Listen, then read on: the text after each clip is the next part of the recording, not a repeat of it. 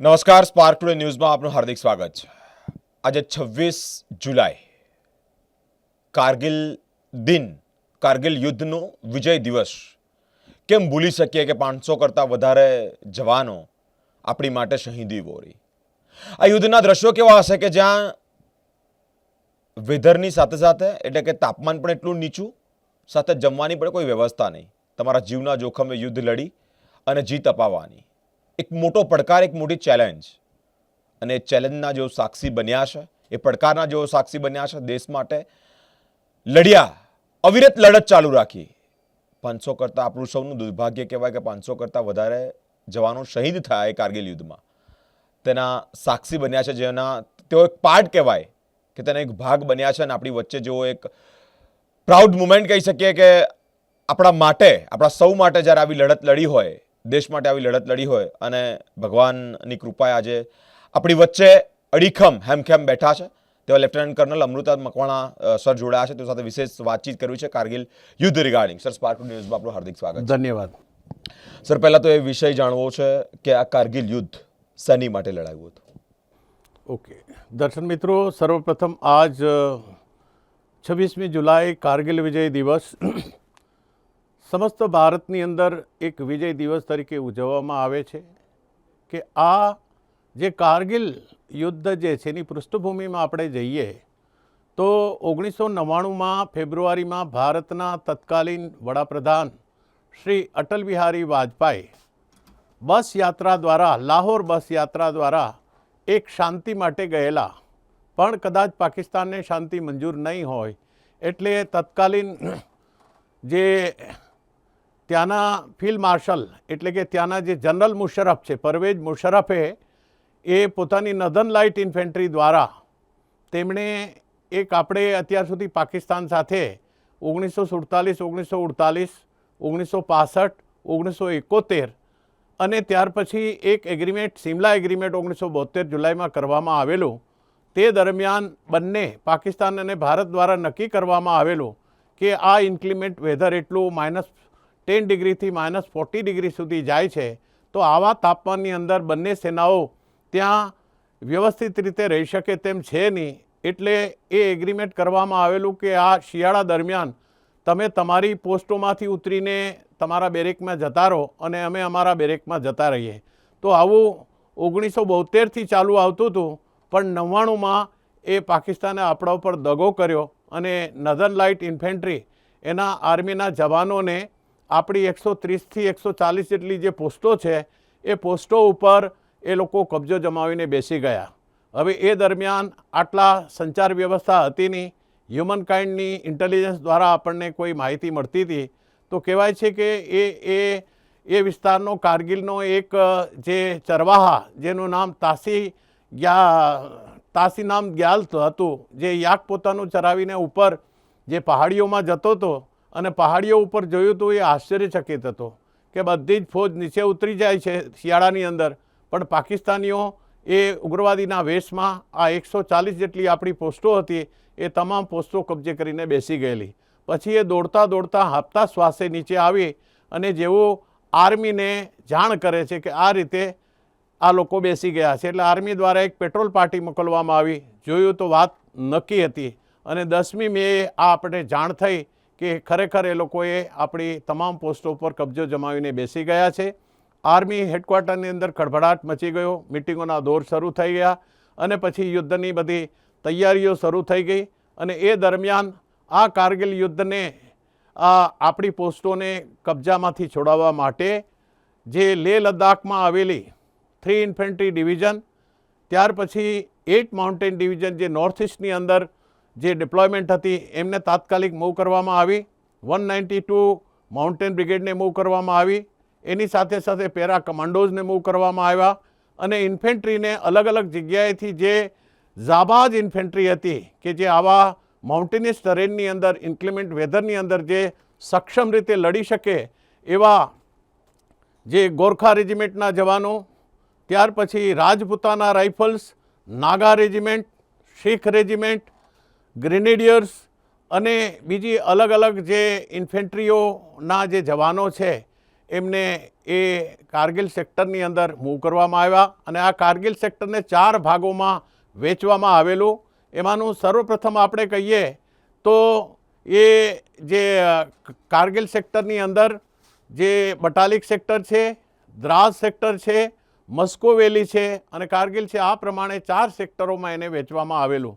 તો જ્યારે અહીંથી શરૂઆત થઈ ગઈ તો હું આપ લોકોને જાણ કરવા માંગીશ કે એમની જે ઊંચાઈ છે 16,560 ફીટમાં આવેલી અને આ 5 જે ચોટીઓ હતી, સૌથી પહેલી ચોટી એટલે ટોલોલિંગની ઊંચાઈ લગભગ 5,700 ફીટ જેટલી અને બીજી ચોટી એટલે 5140 જે રોકીનોબ કહેવાય, એની હાઇટ પણ લગભગ 16,000ની આસપાસ અને ત્યાર પછી 4875 જે ગન હિલ છે, ગન હિલ પણ એટલી જ ઊંચાઈ ઉપર આવેલી હતી અને ત્યારબાદ જે ટાઈગર હિલ છે, ટાઈગર હિલની ઊંચાઈ 5,602 ફૂટ ઊંચી અને આ ઉપરાંત અલગ અલગ પ્રકારની જે પોસ્ટો હતી, ગન હિલ, ટાઈગર હિલ, આ 5 ઊંચી ચોટીઓ ઉપર એ લોકો બેસેલા હતા. હવે આપણા એક યુદ્ધની સ્ટ્રેટેજી છે કે તમે નીચેથી ઉપર જાઓ તો જે સ્ટ્રેટેજિક રેશિયો છે કે એટલે 10 જવાનને મૂવ કરો તો માત્ર 1 જવાન પહોંચી શકે, કારણ કે આટલી ઊંચાઈએ બેઠેલો દુશ્મન હોય એ તમારા ઉપર ડાયરેક્ટ ત્યાંથી ફાયર કરે. છતાં પણ આપણી સેનાનું મનોબળ એટલું ઊંચું હતું કે લગાતાર તેઓએ ખૂબ જહેમત ઉઠાવી, પોતાનું રેશન દારૂગોળો લઈ અને પોતાની સ્ટ્રેટેજી પ્રમાણે તેઓ 22મી મે સુધી એમની આસપાસ પોતાનો એક બંકર બનાવી અને ત્યાં એ લોકો છુપાઈ ગયા, પણ ત્યાંથી ફાયરિંગનો મારો લગાતાર ચાલુ હતો. આવી પરિસ્થિતિમાં પછી 26મી મેના રોજ ભારતીય વાયુસેનાને એક્ટિવેટ કરવામાં આવ્યું અને આ દરમિયાન આપણે એમ કહી શકાય કે થલસેનાના લગભગ 2 લાખ જેટલા સૈનિકોને મૂવ કરવામાં આવ્યા અને ઓપરેશન વિજયની શરૂઆત થઈ અને ત્યારબાદ આર્મીની મદદે આ એરફોર્સને અમલમાં લાવવામાં આવ્યું અને સાથે સાથે આર્મીના જે હથિયારો છે એ વખતમાં ઇન્ફેન્ટ્રીના હથિયારોમાં આપણે જોઈએ તો 7.62 millimetre SLR rifle, 5.6 millimetre INSAS rifle, light machine gun, ત્યાર પછી કાલ ગુસ્તાફ, રોકેટ લોન્ચર અને જે 120 mortars, 10537 Indian field gun, 130 millimetre Russian gun, ત્યાર પછી સૌથી કારગરમાં કારગર આર્ટિલરી હોય તો એ હતી આપણી 155 મિલીમીટર FH-77 BO2 બોફોર્સ તોપ, જે આપણે સ્વિટ્ઝરલેન્ડથી મગાવેલી. તો આ તમામ આર્ટિલરી દ્વારા ઇન્ફેન્ટ્રીને કવરિંગ ફાયર આપવામાં આવતું હતું, પણ હવે કવરિંગ ફાયરની સાથે સાથે ઉપરથી એટેક કરવાની જરૂર હતી. એટલા માટે 26મી મેના રોજ ઓપરેશન સફેદ સાગરને ચલાવવામાં આવ્યું અને એ સફેદ સાગરની અંદર એરફોર્સ દ્વારા લગભગ 10 જેટલા સ્કોડનને મૂવ કરવામાં આવ્યા અને એમાં ખાસ કરીને જે એટેક જે ફાઇટર હતા એમાંનું Miraj 2000, MiG-21, MiG-23, NB, MiG-27 અને ત્યાર પછી Mi-17 હેલિકોપ્ટર અને સર્વેલન્સ માટે જેગુઆર એરક્રાફ્ટ જેવા એરક્રાફ્ટનો એ વખતે ઉપયોગ કરવામાં આવ્યો અને સાથે સાથે એના 1000 પાઉન્ડના જે બોમ્બ છે એ બોમ્બ અને લેઝર ગાઇડેડ બોમ્બનો પણ ઉપયોગ કરવામાં આવ્યો અને આ પ્રમાણે એરફોર્સે પોતાનું ઓપરેશન સફેદ સાગરને શરૂ કર્યું. પણ શરૂઆતમાં જ્યાં સુધી આપણે સચોટ પોઝિશનની ખાતરી ન હોય એટલા આપણી પાસે GPS નહોતા કે એટલું આપણી પાસે સર્વેલન્સ જોરદાર નહોતું અને એટલી ઊંચી ચોટીઓમાં ઓપરેશન કરવું ખૂબ જ મુશ્કેલ હતું. છતાં પણ એરફોર્સે MiG-27 દ્વારા સૌથી પહેલાં જે સ્કોડન લીડર અહુજા છે એ એણે એરક્રાફ્ટ દ્વારા સોટી લગાવી. કોઈ કારણોસર વેધર એટલું ખરાબ હતું એટલે એનું જે એરક્રાફ્ટ છે એ ક્રેશ થયું અને પાકિસ્તાનમાં પડ્યું. પાકિસ્તાનમાં પડતાની સાથે જ પાકિસ્તાનીઓના વ્યવહારથી આપણે બધા સુપરિચિત છીએ. પાયલટને પકડીને એની સાથે ખૂબ જ દુર્વ્યવહાર કરવામાં આવે છે અને એ ઇન્ફોર્મેશન ન બતાવી એટલે એને મારી નાખવામાં આવે છે. અને ત્યારબાદ એના બીજા જે છે ફ્લાઇટ લેફ્ટિનન્ટ કે નચિકેતા, એમણે MiG-21ની સોટી ભરી અને એમાં પણ કોઈ ટેકનિકલ ખામીના કારણે એ એરક્રાફ્ટ પણ આપણું પાકિસ્તાનમાં પડી જાય છે અને નચિકેતા પણ પાકિસ્તાનમાં એ પડી જાય છે. તો એમની સાથે પણ એ લોકોએ ખૂબ દુર્વ્યવહાર કરે છે. પણ ભારતે પછી યુએનઓમાં ગુહાર લગાવી કે પ્રિઝનર ઓફ વોર એટલે કે એક જે જીનીવા કન્વેન્શન કરવામાં આવેલું છે કે કોઈ પણ દેશનો સૈનિક અગર દુશ્મન દેશમાં જો કોઈ કારણોસર પડી જાય તો એની સાથે માનવીય વ્યવહાર કરવામાં આવે, એને મેડિકલ સુવિધાઓ આપવામાં આવે, સાથે સાથે એ કોમ્યુનિકેશન દ્વારા પોતાના ઘરે પણ વાતચીત કરી શકે એવું જીનીવા કન્વેન્શનની અંદર લખવામાં આવેલું છે. તો ભારતે ગુહાર લગાવી અને અઠવાડિયા સુધી આ કે નચિકેતાને પાકિસ્તાન દ્વારા પોતાની અલગ અલગ જગ્યાએ આર્મી હેડક્વાર્ટર રાવલપિંડીમાં રાખવામાં આવ્યા અને ત્યારબાદ યુએનઓનું પ્રેશર આવ્યું એટલે કે નચિકેતાને અહીંયાથી છોડી દેવામાં આવે છે. અને ત્યારબાદ ત્રીજા ઓપરેશન આપણે કહી શકાય કે Mi-17 જે હેલિકોપ્ટર છે એ હેલિકોપ્ટરને પાકિસ્તાનની સ્ટિંગર મિસાઇલ દ્વારા પાડી નાખવામાં આવે છે અને એ જ સ્ટિંગર મિસાઇલથી આપણા જે સ્કોડન લીડર રાજીવ હતા એ રાજીવ પંઢીર એમનું પણ એમ થઈ જાય છે કે આ દેશ માટે એ બલિદાની થઈ જાય છે. સાથે સાથે બીજા મનવિલ કરીને ફ્લાઇટ લેફ્ટિનન્ટ છે એ પણ એમાં શહીદ થઈ જાય. એની સાથે સાથે બીજા બે આપણા જે જવાનો છે એ સાર્જન્ટ R.K. સાહુ અને બીજા PNR પ્રસાદ, આ પ્રમાણે 4 લોકો આ હેલિકોપ્ટરની અંદર જે સવાર હતા એ આ દેશની આન બાન શાનને બચાવવા માટે એ થઈ જાય એ બલિદાની સ્વીકારે છે. અને ત્યાર પછી જે બોમ્બાર્ડમેન્ટ શરૂ કરવામાં આવ્યું કે ઉપરથી એમણે જે લેઝર ગાઇડેડ બોમ્બ ફેંકવામાં આવ્યા એ વધારે ઇફેક્ટિવ હતા અને એ મિરાજ 2000 દ્વારા જ્યારે સોટીઓ લગાવવામાં આવી ત્યારે એ પોસ્ટોમાંથી ઘણી પોસ્ટોને આપણે વાપસ મેળવવા માટે ઘણા બધા અથાગ પ્રયત્નો કર્યા ત્યારે એ વાપસ થઈ. હવે આર્મી દ્વારા જે ઓપરેશન ચલાવવામાં આવ્યું એ ઓપરેશનની અંદર સર્વપ્રથમ કેપ્ટન વિક્રમ બત્રા જેમણે સૌથી પહેલે ટોલોલિંગની જે પહાડી છે એ 13મી જૂને શરૂઆત કરી અને એ ટોલોલિંગની પહાડી સાથે એણે ભારતનો સૌથી પહેલો પરચમ અગર લહેરાયો હોય તો એ 13મી જૂને લહેરાવે છે. તો ત્યારે એને એક સ્લોગન આપ્યું કે બિન માગે મોર. એના સીઓએ ના પાડી કે આટલા દિવસની સખત તે મહેનત કરી છે, હવે તારે બીજા માણસને મોકલી શકીએ. ત્યારે કીધું કે નહીં, હું જઈશ. ત્યારે 5062 જે ગન હિલ છે એ ગન હિલને લડવા માટે એ તૈયાર થઈ ગયા.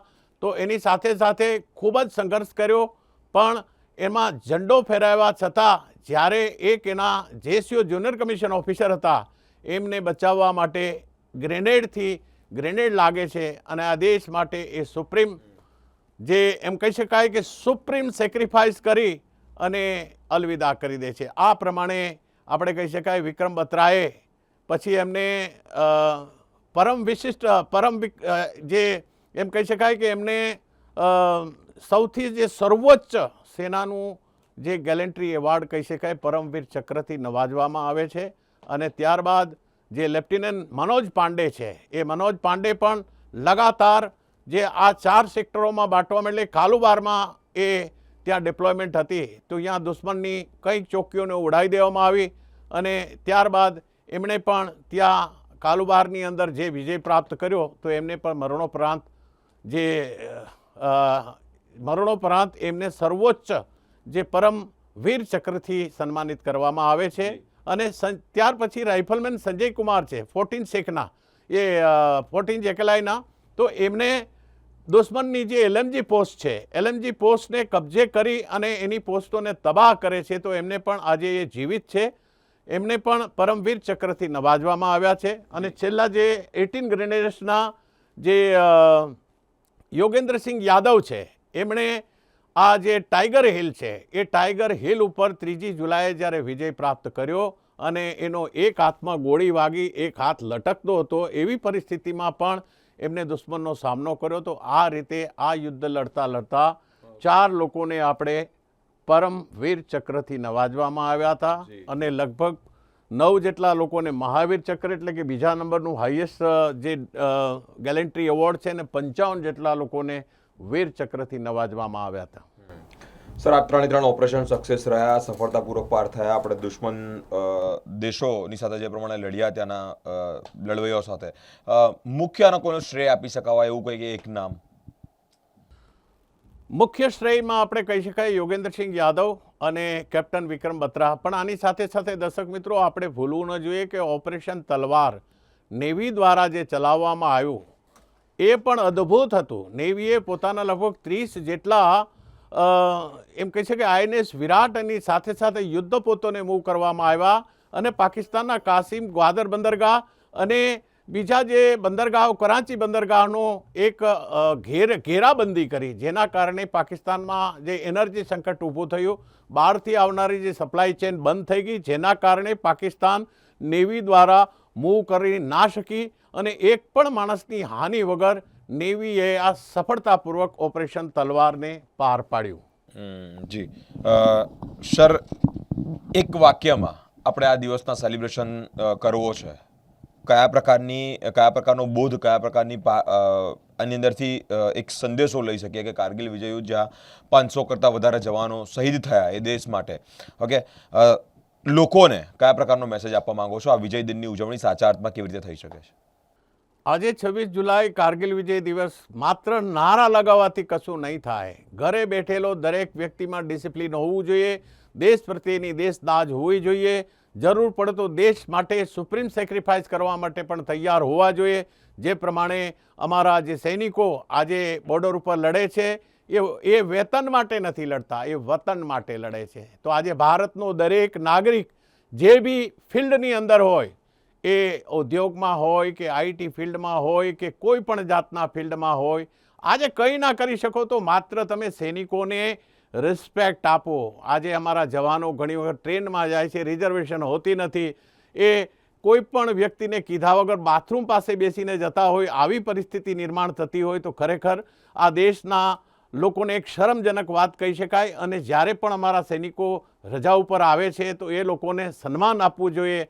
રિટાયરમેન્ટ એમ કે 15-20 વર્ષની સર્વિસ પૂરી કરીને જ્યારે એ ઘરે વતન પાછા આવે છે તો મોટાભાગના ઉદ્યોગવીરો આજે એને ગેટ ઉપર સંત્રી ડ્યુટી તરીકે લગાવે છે, જે 8મી 10મી પાસ લોકોને સેન્ટ્રી ડ્યુટીમાં લગાવતા હોય. તો ખરેખર એનું કૌશલ્ય જોઈએ, જે લોકોએ લડાઈઓ લડી છે, જે લોકો આટલા ડિસિપ્લિન સોલ્જર છે, એ લોકોને વ્યવસ્થિત રીતે એક જોબ મળવો જોઈએ. અને એની દરેક જગ્યાએ ચાહે કોઈ પણ ફિલ્ડમાં જાય, કારણ આ એક વિશેષ વર્ગ છે, આ કોઈ સામાન્ય વ્યક્તિ નથી. રિટાયર થઈને જે આવે છે પેન્શન લે છે ને પેન્શન અર્ન કરેલું છે કે 15, 20 વર્ષ, 30 વર્ષ. આજે મેં સેનાની અંદર 33 વર્ષ 5 મહિનાને જે 9 દિવસ સેવાઓ બજાવી છે, તો અમે આખી રાત જાગ્યા છે. જે કલાક કાઢવી અમારા માટે મુશ્કેલ થઈ જાય. આવી પરિસ્થિતિ હોય તો આવી આ લડાઈની અંદર મેં ભાગ લીધેલો છે, મેં જે જોયું છે, તો કમસે કમ એમને એટલી રિસ્પેક્ટ તો આપો. જે લોકો આ જ્યારે રજા ઉપર આવે છે, જ્યારે તમારી સાથે વાતચીત કરતા હોય, તો મારી બરોડાવાસીઓને, ગુજરાત લોકોને, દરેક ઉદ્યોગવીરોને એટલી જ વિનંતી છે કે તમે તમારી કંપનીની અંદર એની યોગ્યતા મુજબ કોઈ સારી એવી જોબ આપવી જોઈએ. જય હિન્દ, જય ભારત, જય ગરવી ગુજરાત. અને આ યુદ્ધમાં જેટલા લોકો શહીદ થયા છે, 527 જવાનો અને 1300 જેટલા લોકો જે ઘાયલ થયા છે, ઈશ્વર પાસે પ્રાર્થના કરીએ કે જલ્દી સાજા થઈ ગયા હશે, પણ હજુ કોઈને રિકવરી ના થાય તો એને જલ્દીથી રિકવરી થાય. 527 જવાનોને અખિલ ભારતીય પૂર્વ સૈનિક સેવા પરિષદ ગુજરાત પ્રદેશ અને તમામ હોદ્દેદારો વતી હું શ્રદ્ધાંજલિ અર્પિત કરું છું. જય હિન્દ, જય ભારત, જય ગરવી ગુજરાત. એક મનમાં વિચાર ઊભો થાય કે 1300 કરતાં વધારે લોકો જે યુદ્ધની અંદર ઘાયલ થયા હોય, 500 કરતાં વધારે એ જવાનો હસતા પોતાના જીવ ન્યોછાવર કરી દીધા હોય એ યુદ્ધ. અને યુદ્ધની જ્યારે આજે જીતની ઉજવણી થતી હોય, એ દિવસ આજે આપણે યાદ કરતા હોય, જવાનોનો જુસ્સો યાદ કરતા હોય, જવાનોએ વેઠેલી પરિસ્થિતિ યાદ કરતા હોય. યુદ્ધ નાનું મોટું નહોતું. તમે એક વિચાર કરો કે 1300 કરતાં વધારે જવાનો ઘાયલ થયા છે. ઘાયલ એટલે ગંભીર રીતે ઘાયલ થયા છે. 500 કરતાં વધારે જવાનોએ હસતા પોતાનો જીવ ન્યોછાવર કરી દીધો દેશ માટે. એ દેશદાહ કેવી હશે? કપરી પરિસ્થિતિમાં દેશ માટે લડવાની તાકાત કેવી હશે?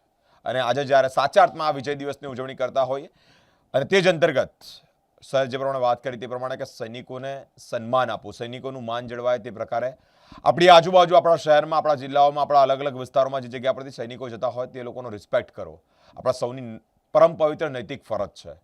મિત્રો, આજના દિવસની ઉજવણી સાચા અર્થમાં તો કરી કહેવાય કે જે વીરો બોર્ડર પર રાત અને દિવસ આપણી માટે લડી રહ્યા છે, જે શહીદી વહોરી રહ્યા છે, પોતાના પરિવારથી કરોડો માઇલ દૂર રહી અને આપણા માટે ચેનની ઊંઘ માટે જેઓ પોતાના જીવ હસતા ન્યોછાવર કરવા માટે તૈયાર છે, એ શહીદોનો સાચા અર્થમાં રિસ્પેક્ટ થાય.